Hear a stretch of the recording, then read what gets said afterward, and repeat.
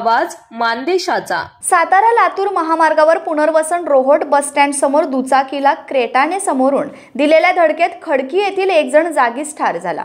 बाळूशंकर साळुंखे वय 55 राहणार खडकी असे मृताचे नाव आहे। घटनास्थळावरून मिळालेली माहिती अशी की शनिवारी दिनांक 16 डिसेंबर रोजी दुपारी 1 वाजता सातारा लातूर महामार्गावर पुनर्वसन रोहोट येथील बस स्टँड समोर एक खडकी येथील बाळूशंकर साळुंखे हे पळशी येथे हायस्कूल येथे शिपाई म्हणून कार्यरत आहेत। शनिवारची अर्धी शाळा करून इलेक्ट्रॉनिक बाईक क्रमांक MH14 LC 3812 या गाडीवरून घरी निघाले होते।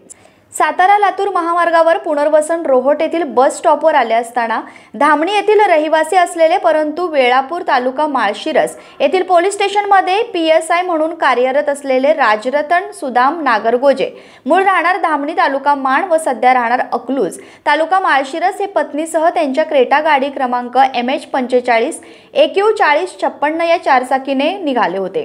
मांडवे तालुका खटाव सासरवाडीला निघाले होते। त्यांच्या क्रेटा गाडी दुचाकीला दिलेल्या धडकेत बाळू साळुंखे जागीच ठार झाले। धडक दिल्यानंतर राजरतन नागरगोजे यांना अकलूज येथे खासगी दवाखान्यात उपचारासाठी दाखल केले आहे। राजरतन नागरगोजे हे पळून गेले आहेत व त्यांनी दारूच्या नशेत गाडी चालवल्याने त्यांचा गाडीवरून ताबा सुटल्याने हा अपघात झाला असून या अपघातामुळे बाळू साळुंखे यांचा मृत्यू झाला आहे।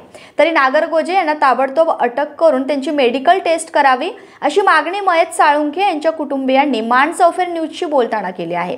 या घटनेची माहिती मिळताच म्हसवड पोलीस स्टेशनचे पोलीस शंकर साळुंखे यांचे नातेवाईक तातडीने घटनास्थळी आले। घटनेचा पंचनामा करून मृतदेह शवविच्छेदनासाठी ग्रामीण रुग्णालय दहिवडी येथे आणण्यात आला। घटनेची नोंद म्हसवड पोलीस ठाण्यामध्ये झाली आहे। प्रतिनिधी बापूसाहेब मिसाळ, वरकुटे, मलवडी।